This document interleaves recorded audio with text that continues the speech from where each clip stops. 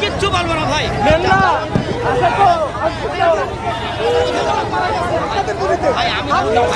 কষ্টটা আমি বুঝবো। আপনার শান্ত চিত্তভাবে করেন, আপনারা বলেন ভুল করছি,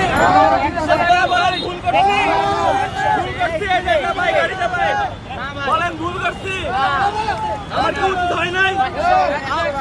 রক্ত ওরা দিছে না, আমরা রক্ত দিই নাই, তাও আমরা ওদেরকে কি দিছি? রং দিছি, লাল রং দিছি।